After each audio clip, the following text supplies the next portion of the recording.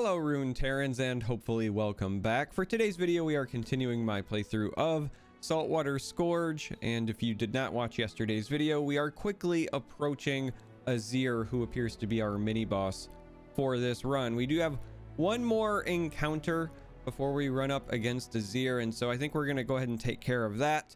Probably double back to heal. We'll also have this treasure chest, so we've got some things to do to set ourselves up for hopefully success against Azir, but we're gonna head on over to the Sanctum Conservator, try to take this without taking too much damage, and I think that's going to be the real key here. We can take up to 2 and still be able to heal all the way to full. Their power shouldn't matter a ton, and so I think we have that working in our benefit as well. We're going to throw these back. Look for some more early game options, though the calculated creations could help us in that regard, and I think I might need to.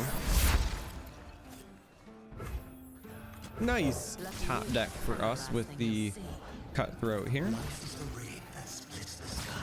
And we're just going to go ahead and get rid of one of these. We know that if they're running Sanctum Conservator and we see the regions, that they want to slay things, and we don't want that to be a thing. So I'm gonna go ahead and go that route. Now we have a decision to make, because we could do some blocking here, but it would also mean, in all likelihood, sacrificing the 1-drop. We would have to create the 1-drop with the calculations, play it, and treat it as a sacrificial lamb of sorts. And then we could block either the butcher or the other option, but I don't think we can block both. So we're going to go below, it looks like, that 2 damage threshold. And that is a bit troublesome. That's a bit worrying. All right, we're going to go ahead and do it. Let's get the gearhead down. We do draw a card because of the item on it. I think we're going to go ahead and do this. I don't want to jump in front of this because I still would really like to trigger this black market merchant. And also, this is a great source of lurk for us, all things considered. And so we're going to take the 3. Maybe there will be an opportunity for us to make some gains here. Open wide, sugar. And we're just going to go ahead and pull this out of the way. Did not trigger lurk, and that's pretty telling. We're going to steal this gluttony, though. It's useless for us. Look what good comes of mortal greed. Well, that's not very kind. How dare they? I think we want to go ahead and protect our merchant. I like the discounts, so we're going to slap down the gold card here. I'm always up for a round. See if we can get that stun. All that glitters.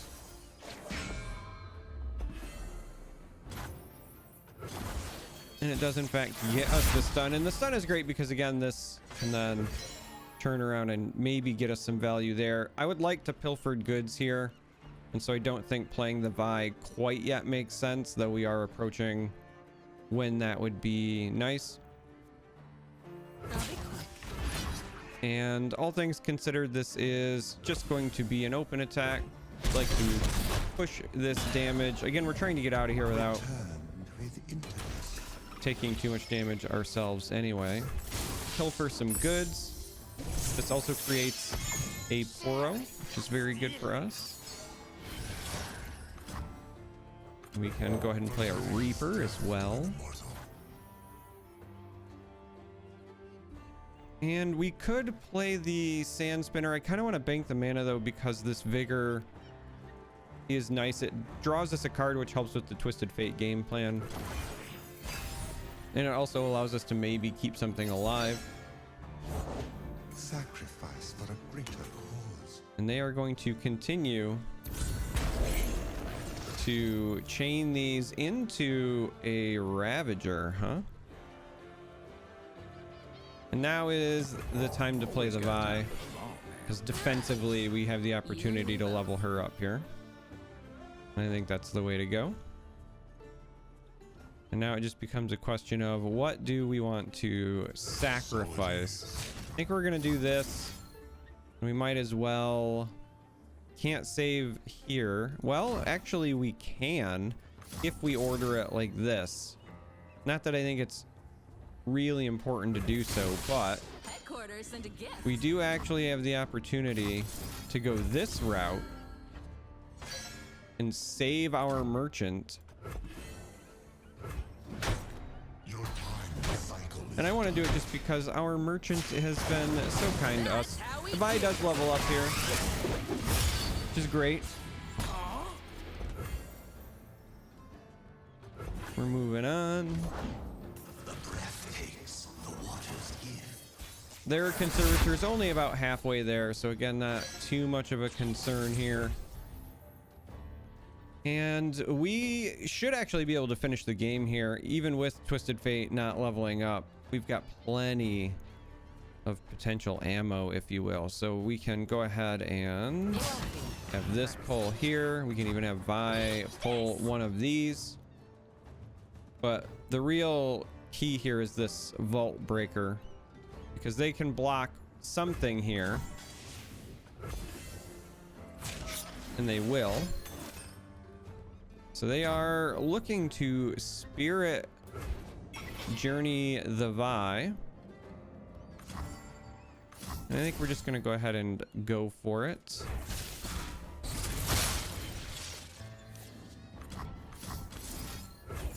And we're going to split these up just in case they have something here with this 5 mana left over. But currently at the moment still threatening lethal so that we can get out of here. And we're going to get it done taking pretty minimal damage. Like I said, unfortunately, we took 3 instead of 2, but we'll see what our rewards are. As I fly through this screen. And we have the option of taking a Sump Worker with Fearsome. Passage Unearned is kind of funny because you could play it for free. And then we also have the Mystifying Magician, which is, I guess, at least cheeky. I'm not really thrilled with a number of these. The only reason Passage Unearned is tempting is because we are about to roll into Azir. And I guess in that regard, maybe we could get some use out of this, and the Spellbinder makes it even less of a hassle to play. It would also theoretically long-term help us with kegs and things. And so I guess maybe in that regard, it's this. Otherwise, I think the option is Sump Worker just because it's another cheap unit that will trigger our lurk power for us. But I think we're actually going to see if we can go with a tech choice as we get ready to roll into Azir. We're going to travel here. Oh, this is a bit of a tough call. We don't have a lot of ways to heal in our deck, so the Harsh Winds is pretty tempting, but this getting another -1 cost so that it is free is pretty tempting, and so I think you almost have to take that. And we're gonna go ahead and double back before we take this boss on because Azir looks pretty intimidating. We're gonna heal up. Gets us almost to full health, and now the moment we have kind of been preparing for, also kind of dreading. Again, this Emperor's Army is what scares me. Sand Soldiers being a 3-1 just to start is intimidating. So we're gonna hope that we can get off to a good start ourselves, not take too much damage. We're seeing that they are paired with Bilgewater. We're rocking, you know, 5 different regions. No big deal. And I think this is fine. We have a 1, 2, 3, 4.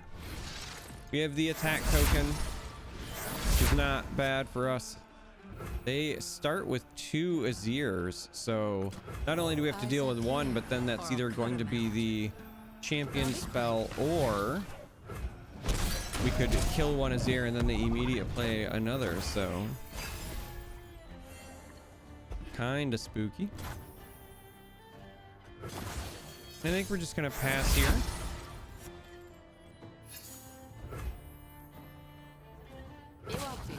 And we're going to take the free damage. We know that the Azir is likely coming, but I am wrong. They slapped down a council.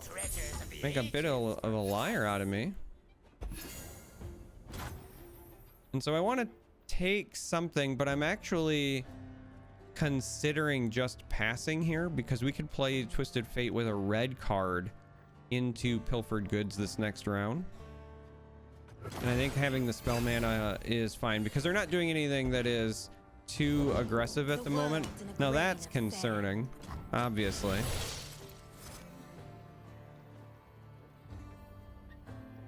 And I think our game plan stays the same for now. And the reason I'm okay with that is because we can actually block with this Toro. The Arise is problematic though. The Arise was not what I was expecting. So we will go ahead and start with the goods here. You weren't using it. We get some sand soldiers of our own. And we have some blocks that we can make, but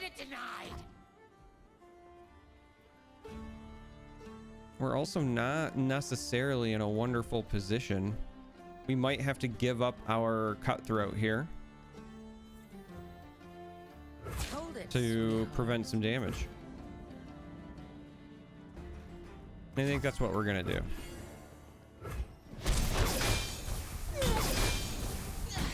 And I think that's what we are going to do. We are getting ourselves into a position where maybe something like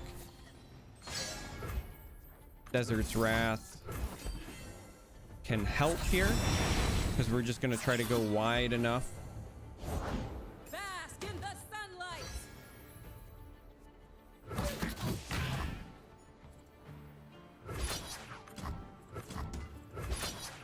And I think we want to do this.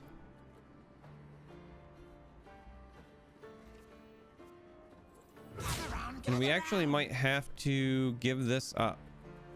There's an opportunity that they might block with this, but we need to go 3 wide so that we can plunder and play our other merchant. I think this is the way that we want to go. And so with them doing this, we could just Vigor here instead of playing the other merchant, but I think in this instance we are just going to let it go and accept that we won't get the turbo discounts here. We want bodies, and so we'll go ahead and do this because they are starting to go pretty wide. We do have harsh winds to maybe help with our defense here. The world's in a grain of sand. A desert to bury our foes. And things are again still looking spooky for us because these sand soldiers are problematic. I can't believe they haven't even played the Azirs yet. And I think we are sacrificing this one as well. You're bluffing. Crumble. I think we want damage on that one, and we'll just harsh these. And this reduces the amount of damage we're taking pretty significantly. It does put our Twisted Fate at risk, but Our sun rises. I think we're just gonna have to deal with it.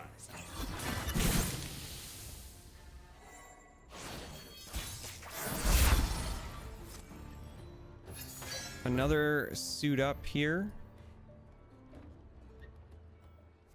We're at 6 of 9, so with this Twisted Fate, pick a card.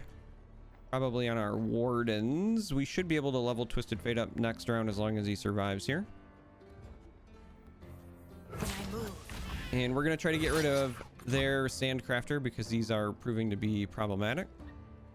But we'll go ahead and take this attack. It'll make this cost 0, which will be very nice for us here in a moment. No reason to use this suit up quite yet. Could have attacked with TF with the opportunity to just take the suit up, but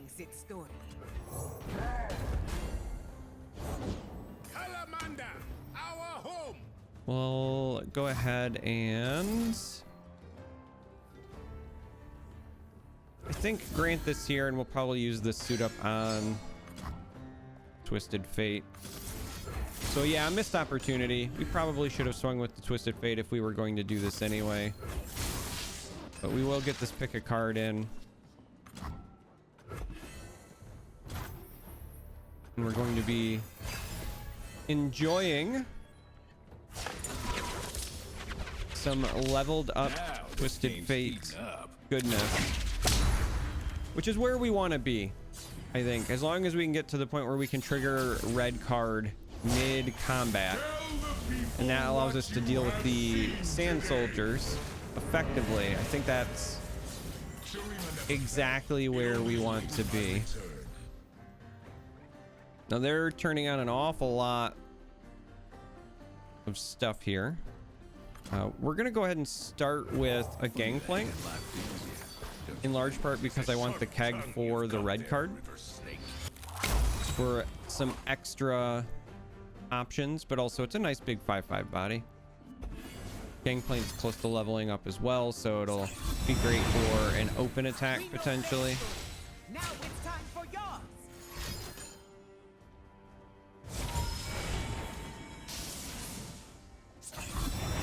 And we're very happy that we did this because before the game plan was going to be to just block here, but they are turning that off. And so now we have to make the decision about what we want to do here. I think we're just going to give up our sand crafter. And I think we're fine with that.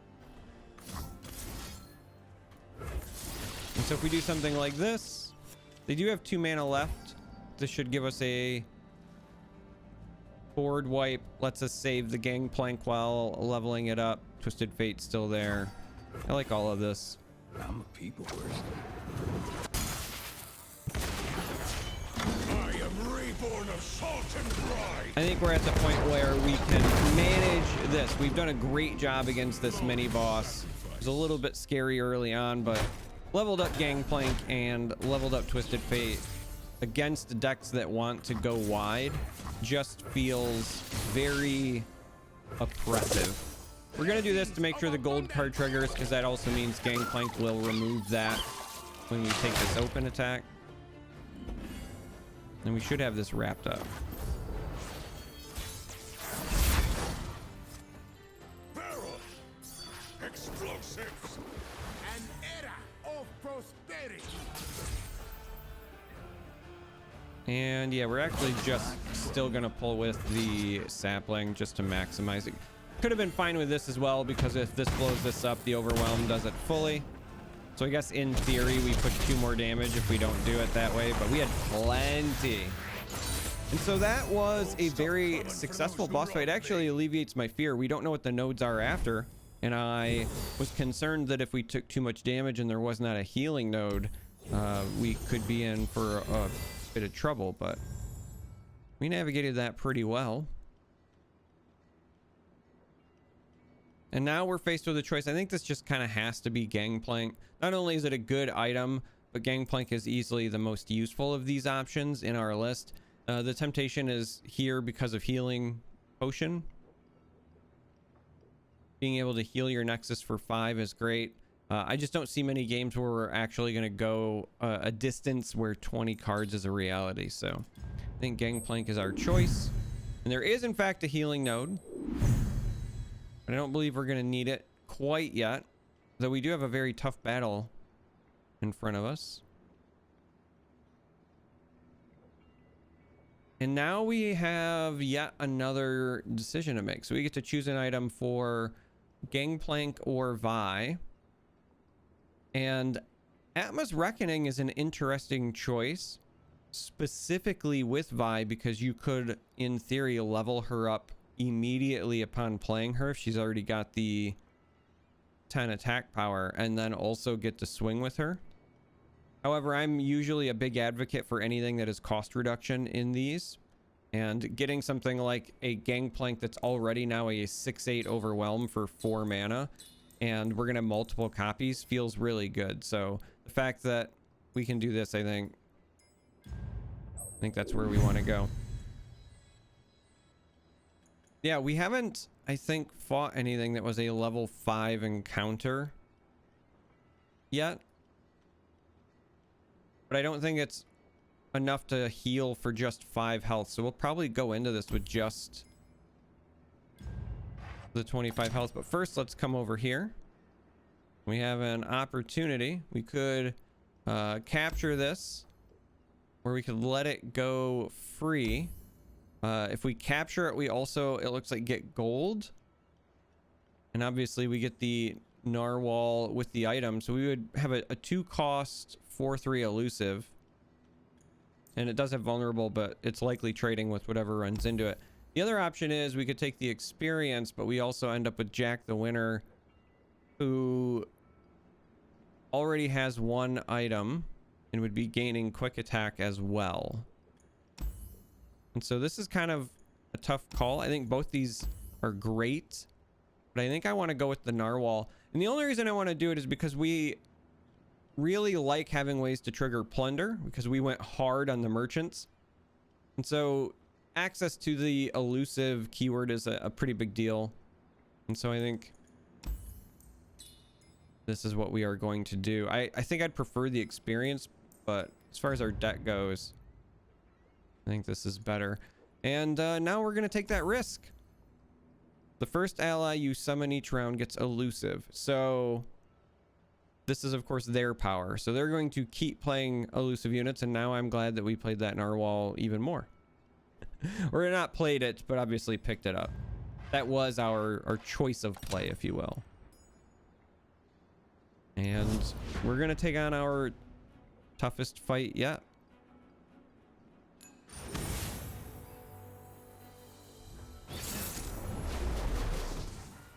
We're going to see if we can survive the lounging lizard. I think we're only going to keep 1 merchant here. I'd like to find a 1-drop to be able to trigger this. We strike out, unfortunately, but you get the merchant back. And we're going to be taking damage on top of it. Oh no. Right out of the gate.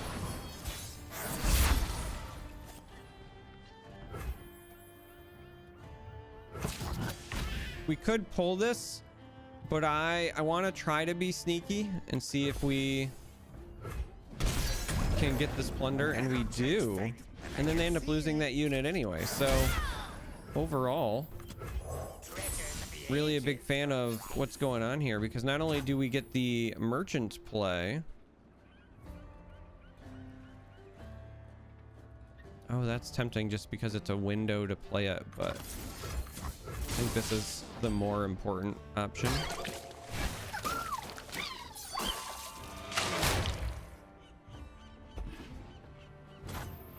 We're gonna have to deal with whatever it is they're playing, having elusive, but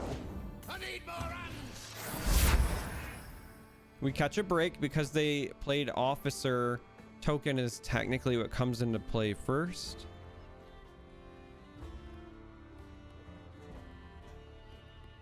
And we're going to pass here, actually.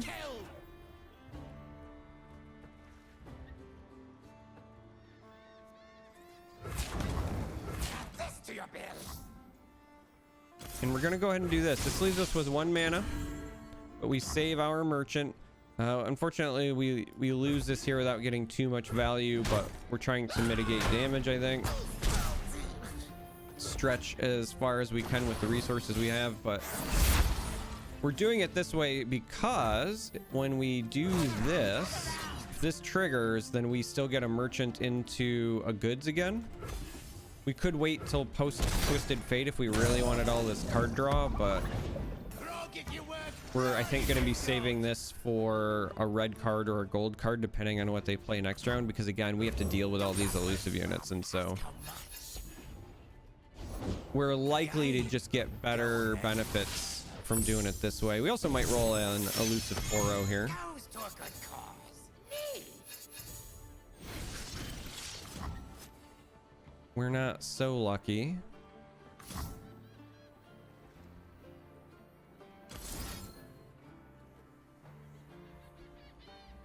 We're just gonna put this here since it's free this round. It increases in cost after the fact, and I think this is the way that we wanted to go. All right, so with that going down to 1, we have a decision to make. I'd love to red card at least 2 of these away. It also means this would go down to a 1 cost.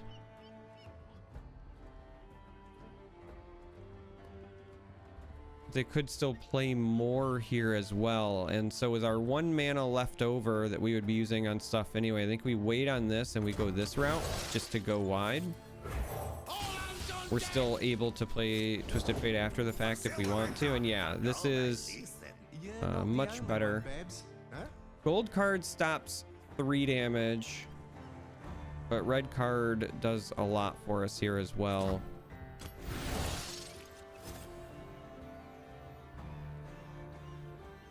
Yeah, I think we're still gonna go with the red card here. Round or two. Who says I don't share? We're worried about the elusive damage, but not necessarily a ton.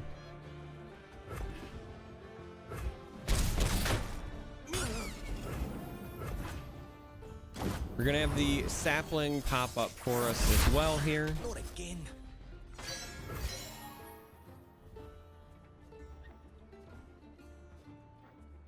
This, unless it's healed, will just die at the start of the next round anyway.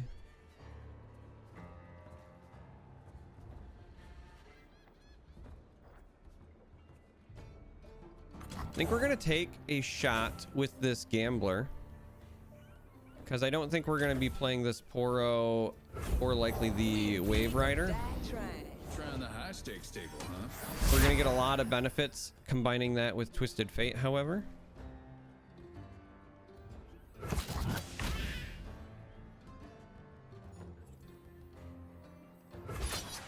Whoops, excuse me. All or nothing. Can't win if you don't play. And we're gonna send everything here. We haven't met yet.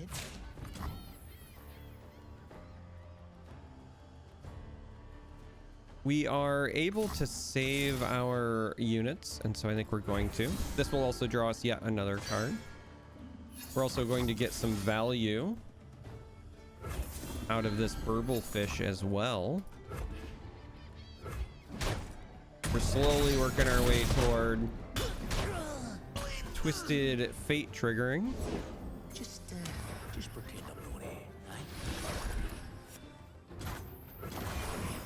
We're in a position to block at least the Lounge Lizard. We do have to worry about whatever else is they play here, yeah.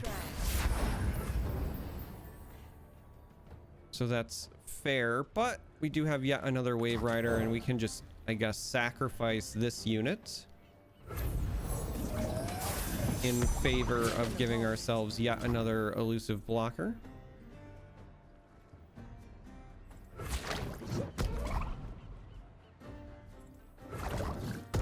We're gonna do it this way because this survives. And we're gonna take the risk. We'd like to get one more attack out of this, but they could have some sort of damage dealing ability. Some sort of buff, but if they do not, this works out really well for us. And it looks like that's going to be the case. So we get our sapling. We draw a card. Oh, and the goods. Yeah, we are rock solid here. Twisted Fate will be leveling up for us now. We're very happy campers at the moment. We're just gonna go ahead and ship everything not named Twisted Fate. We don't want to put that in harm's way. We're essentially locking this up. Keep trying.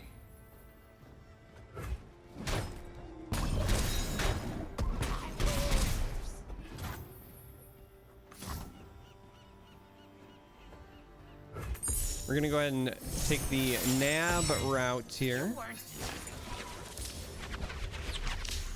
Looks like I'm on a hot streak. I made it myself.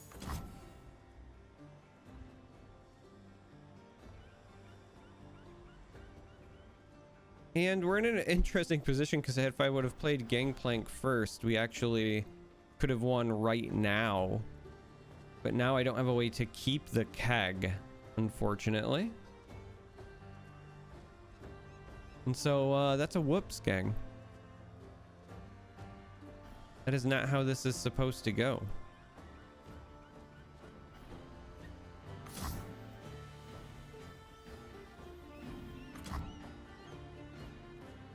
We're sadly not in a position where I can... You know what? I think we actually can work this out. We're gonna deal 1 to my own unit here. Spell shield only protects against enemy spells, so this should still remove the Toro fly. We're gonna pop the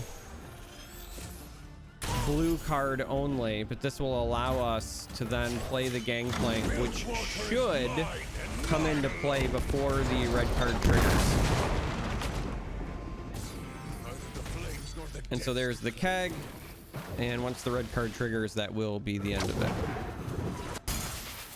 We're still able to get out with the red card despite my misplay. I won't stop coming for those who Minor sequencing issue. I just forgot that the Toro got created. And we are presented with some options. I don't think recall makes sense for us here. However, Funsmith is interesting because of the damage amplification. Pool Shark could be a great way to continue to draw cards, a great way to trigger Lurk for our power, and maybe even steal Plunder on rounds where we do not have the attack token. And so I feel like the upside of Pool Shark is just too high. And we're gonna go ahead and take that. Now we're almost at completely half health here, so we're gonna use one of these healing nodes, I think, before we move on to some of these harder battles. We're gonna go ahead and check out the shop though, because we've got a lot of money and it's been a while. Farsight Alteration is a great item. Like, that is impressive. Attack nab 1 on our merchants is impossible to not take. We are absolutely taking one of those at a minimum.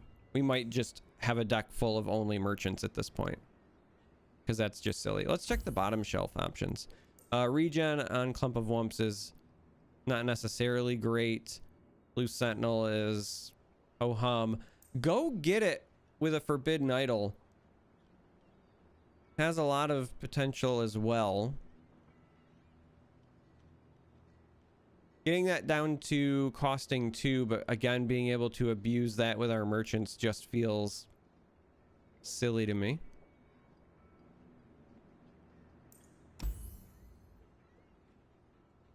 And I'm really tempted. So, as a reminder, gang, we already have 6 black market merchants in our deck.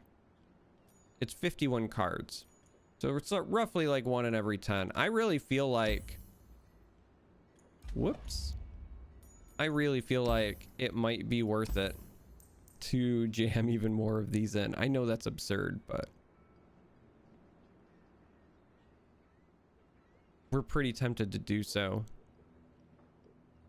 I guess one other thing to consider here is whether or not we have Hired Gun already just to jam an item on her, but we do not. Suit Up is not great for us on the first round. Again, this Go Get It is pretty tempting when you consider the sheer number of play effects that we have. But I think we're gonna be absolutely absurd. And we're just gonna buy these. We're gonna call that it for the shop. And we'll go ahead and head over to this event. When I'm summoned to draw 1. When I'm summoned, draw 1.